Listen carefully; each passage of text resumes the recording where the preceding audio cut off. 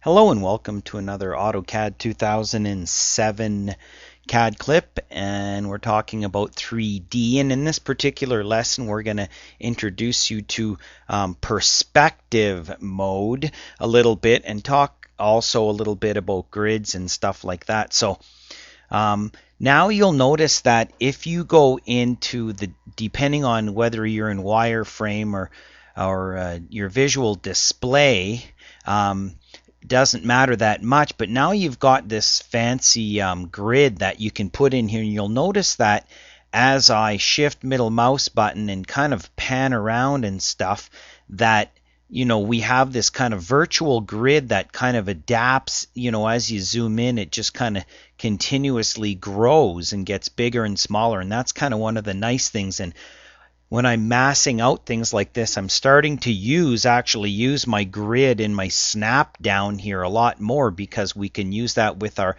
dynamic UCS and everything else when we're kind of blocking things in. I'm going to go up here to my dashboard. I'm going to right click. I'm going to go to the control panel. I'm going to turn on 3D navigation. And in 3D navigation, there's a great button over here called perspective. I'm going to turn perspective mode on. Okay, and now you can see that, and shift middle mouse button. Okay, I'm going to zoom out a little bit. We can zoom in maybe a little bit. We can rotate around this object, and I'm just going to get up higher so we can see a bit more of that grid. But as you can see, we can swivel around our 3D model, okay, while being in perspective mode, okay, and if we're zoomed out high enough, we'll see that that grid just kind of keeps growing and growing, which is really nice. Okay, so one of the things I can recommend, if you're going to start by doing, and you want to do kind of 3D perspective stuff, depending on what workspace you're set up for, when you go in here and you go File, New,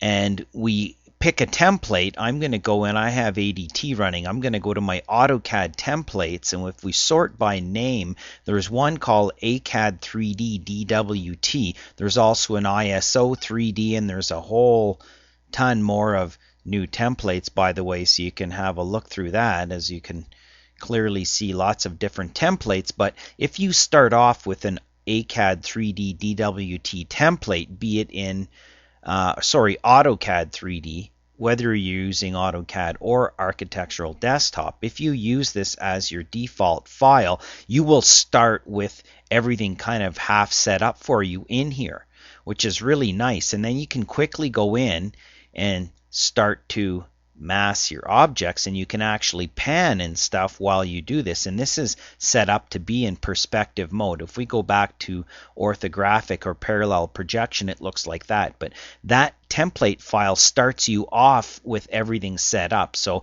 if you can't get it the way you want, just start with that template file, and then of course from there, and we can use our object snaps and everything else, in our 3D now. So we can very quickly draw objects in perspective mode, and then shift middle mouse button, we can swivel around and do all kinds of neat things with these objects. Okay, go in and draw another one, maybe snap to here, over to there, bring that up, and then maybe do a Boolean operation and say subtract this from this. Enter. Oh, that didn't work. Let's try that again. Subtract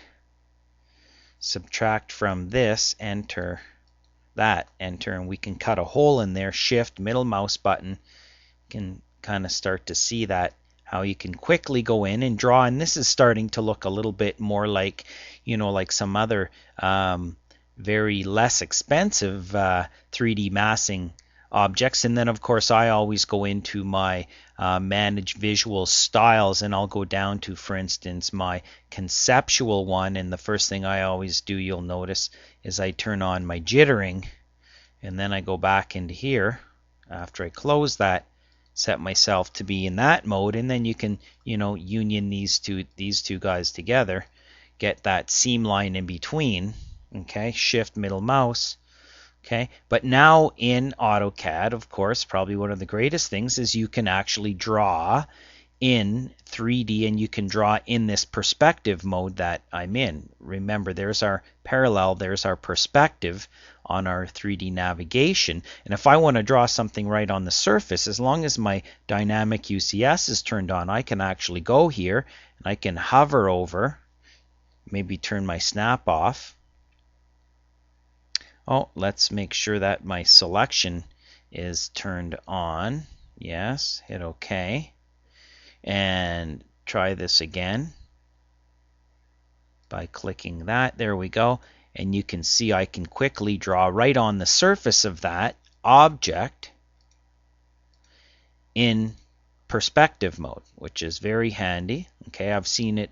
I've already shown you before how we can do it in just regular parallel, but just to prove a point, we can go into perspective mode and draw objects on the surface using our dynamic UCS all in perspective mode, which is really nice.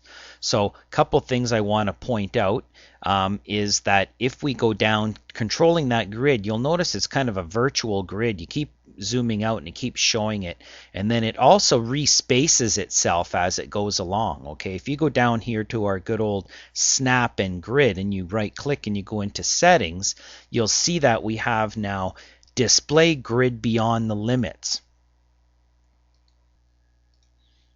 which means that, you know, normally your grid will only fill your limits. So I don't want to have to review the limits command, but you have two corners of your limits, and normally your grid only fills that limits, and you get an error that it's too dense all the time.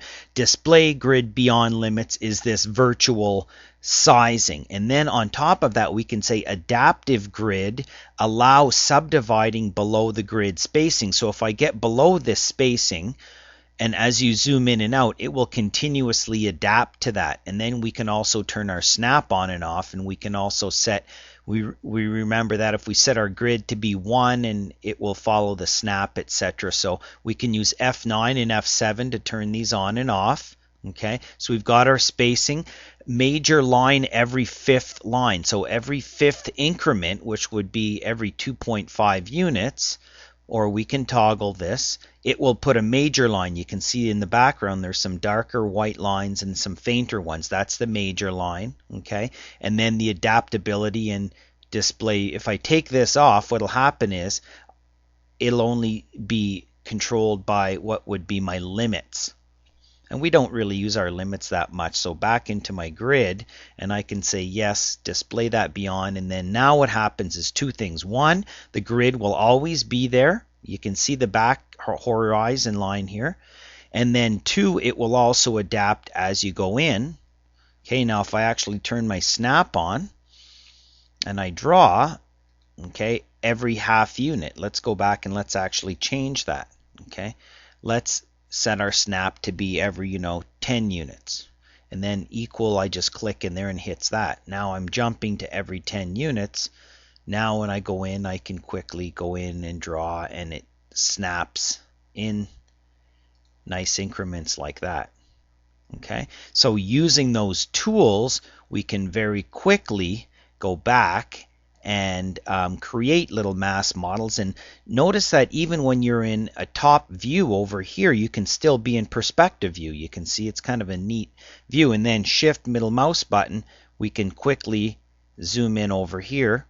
Okay, and I like kind of drawing in this mode, and we'll learn how we can set up some cameras. And all I'm doing is middle mouse buttoning and panning around with that grid and everything. And I used my ACAD 3D DWT template to start this off. So very quickly you can go in here, go back to here, maybe go to regular parallel view and quickly go in and start to mass some objects in here all over the place. It doesn't matter. I'm using very basic shapes here like that, and then we can go to our 3D view.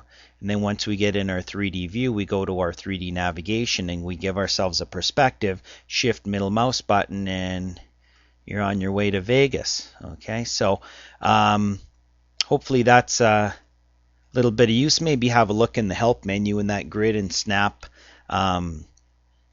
dialog box. But I have to say that I've quite enjoyed being able to go in now and mass and draw things accurately while in perspective mode. It's kind of fun to do this with clients and stuff. So have some fun with the new perspective tools in AutoCAD 2007.